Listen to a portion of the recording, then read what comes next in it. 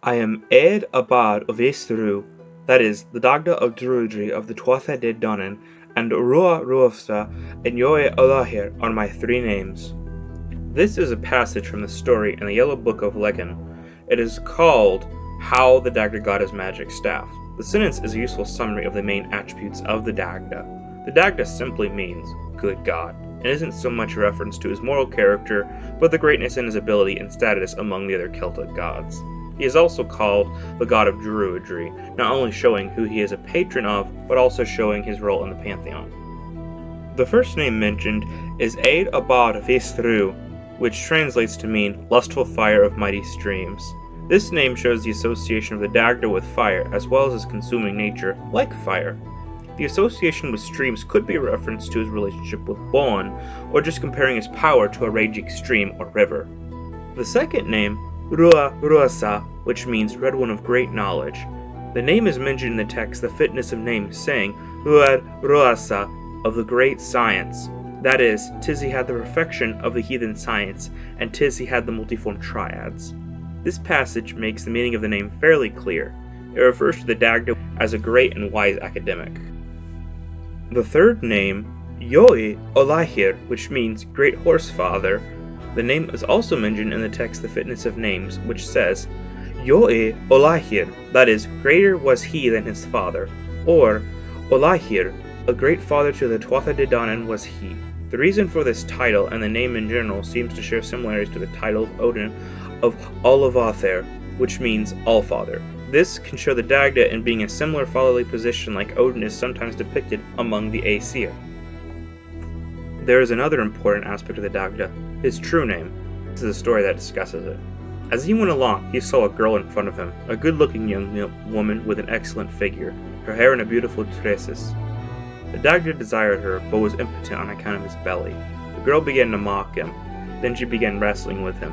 She burrowed him so that he sank into the hollow of his rump in the ground. He looked at her angrily and asked, What business do you have, girl, leaving me out of my right way? Who is your father? He asked. I am the daughter of Indich, son of the Domin, she said. She fell upon him again and beat him hard, so that the furrow around him filled with the excrement from his belly, and she satirized him 3 times so that he would carry her upon his back. He said that it was a geesh for him not to carry anyone who would not call him by his name. What is your name? She asked. Ferben, he said. That name is too much, she said. Get up and carry me on your back, Ferben. That is indeed not my name, he said. What is it? She asked. Ferben Mak, he said. Get up and carry me on your back, Ferben Mak, she said. That is not my name, he said. What is? She asked. Then he told her the whole thing. She repeated it immediately and said, Get up and carry me on your back. Ferben Brug Brugel Brovija, Kirvik Kak, Rolik Bolik, Lahir Kirka Divri, Olahir Boahir, Akin Mihi Britra, Trikarig Ro Rivri, Ria Skofta, Ofta Olofta. Get up and carry me away from here. The name and the story behind it do connect to multiple concepts, and the many epithets mentioned in the Dagda's name here are full of symbolism, as well as meanings we don't yet know about. It would take a much longer video to examine all the known possible meanings that dwell in this name, and for the sake of covering multiple topics, I will stick to a few aspects of the name. Ferben is the first part of the name, and has been translated to mean either snow-capped mountains or peaks, or it can translate to antlered man. Mountain can be a reference to the massive size of the Dagda, or if translated to peaks, it could be a reference to lightning stroke. Some people take the translation of antlered man to reference the Dagda, sometimes being described as antlered, and connect him to Kununos. Kirka is cognate with the Proto-Indo-European word Perk, connecting him to the Indo-European god Pirkunos. There are other descriptions that can connect the Dagda to the storm god motif, such as his club and descriptions of raining fire from the sky. Akin Mihitri Britra means rebirth of the world, which can be paired with him being called Dagda Dawn, and can connect him to reincarnation of persons and even the cosmos. Now for the tools of the Dagda. The most well-known tool of the Dagda is the Kore Onsik, or the Undry Cauldron. It was one of the 4 treasures of the Tuatha De from the city of Mirias. The cauldron is described as bottomless and abundant. It would also not serve a coward or an oath-breaker. The cauldron shows the Dagda as a god of fertility and abundance. The second tool is Lair Moir, or Mighty Staff. One of the staff could bring people to life, and the other would slay men.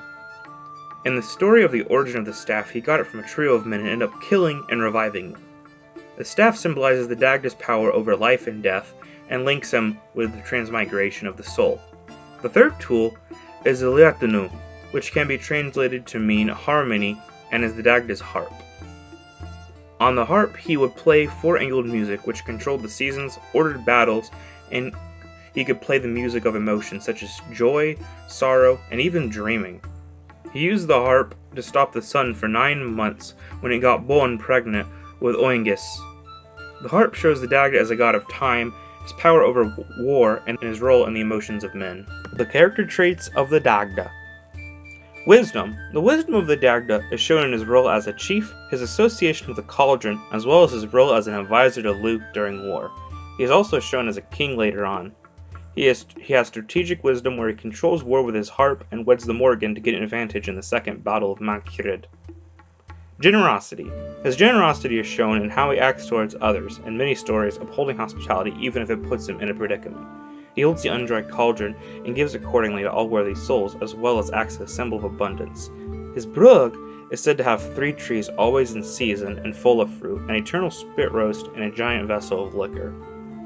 Temerity. His temerity is shown in his attitude towards most everything and how he goes about in many tales. He works hard under the rule of Bress, and when he made the brugs for the Tuatha Dé. His bold attitude is shown in his affairs, like how he seduced Bon or Ndíche's daughter. He isn't just bold, but can back it up. He also said to the Tuatha Dé, "The power which you boast I wielded myself," and in response they called him the Dagda, the good god. As for the Indo-European connections, the Dagda's name can be seen to be descended from the Proto-Celtic Dagol Deos and the Indo-European Dagger Deos, which is connected to the name Deus Pater, the Indo-European Sky Father. Another indicator that he's connected to the Sky Father is that in his name there's the generic word for God, Daya, which is common linguistic trademark of the Sky Father. Dagda is also described as father among the Tuatha Dé, which is another motif common with the Sky Father. Now, as for the Indo-European thunder, as I brought up earlier, there is the epithet Kirka, which is mentioned in the Dagda's true name, which is cognate with the thunder of Perkunos. Another thing that links the Dagda to the thunder is that he is described as bringing forth fire from the sky on the Favoyri.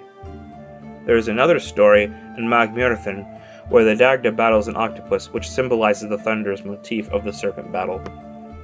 Now, to understand the connection of the Dagda and Don, we should talk about one of the stories where we get most of our ideas about Don in the first place. Through the incantations of the Druids, a storm came upon them, and their ship wherein Don was founder. "Let his body be carried to a yonder high rock," says Amergin.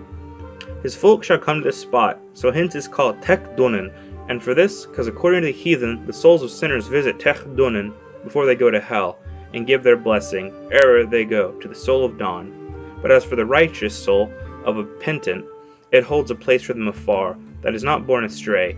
Such, at least, is the belief of the heathen. The story about Don demonstrates his role as a god of the dead, which go to his abode in Tech Dunnen. The talking about heathens going to hell seems to be a Christianization of an older belief of reincarnation, and Tech Dunnen dwelling, awaiting reincarnation there, is a contrast place for virtuous people, the penitents. The story also rings the Indo-European twin motif where Manu and Yemo are twins. Manu, the first priest, and Yemo, the first king, was sacrificed by Manu. Being the first to die, becomes Lord of the Dead. In the tale of the destruction of the Durga's hostel, there is more described about Don. In the tale, Conric Mor has broken several geesh and is traveling south along the coast to go to Durga's hostel. On his way there, he sees 3 men in red riding horses, which say to him, "Lo, my son, great the news, weary are the steeds we ride. We ride steeds of dawn," Teskirk from the elf mounds. "Though we are alive, we are dead. Great are the signs, destruction of life, sadding of ravens, feeding of crows, strife of slaughter, wearing sword-edged shields with broken bosses, and hours after sundown, lo, my son." The writers mention riding steeds of dawn as they go to Durga's hostel. This, along with other mentions of Don in the text, indicate that Durga is another name for Don, and the hostel is Tech Dunnen.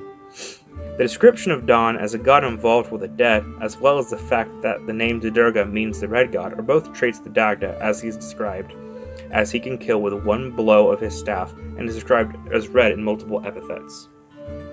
Two other things outside the tale that connect Donn to the Dagda and are evidence of the two being the same god is that in the tale of the wooing of Treblin, Donn is described as the son of the Dagda, and elsewhere the Dagda has the name Donn as a modifier.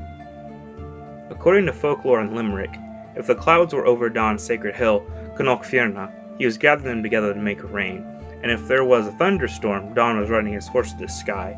In Clare, Donn was called an otherworld lord and acted as the night watchman riding his horse.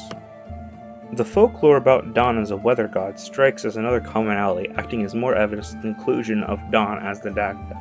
The other interesting part is the similarities between the depictions of Odin on Sleipnir and Donn on his horse. They both have a symbolism of death for their ride, and to some degree Odin's ride has a weather associations like Donn's. And because of the similarity, some scholars think the depictions are from the influence of Norse settlers in those regions. In conclusion, the Dagda has a whole lot of qualities and associations. He is associated with time and the changes it brings, the weather, life and death, and abundance. He is a generous god, a bold god, and a wise god. And when looking at his true name, you can truly see the complexity of his nature and the depth of his traits.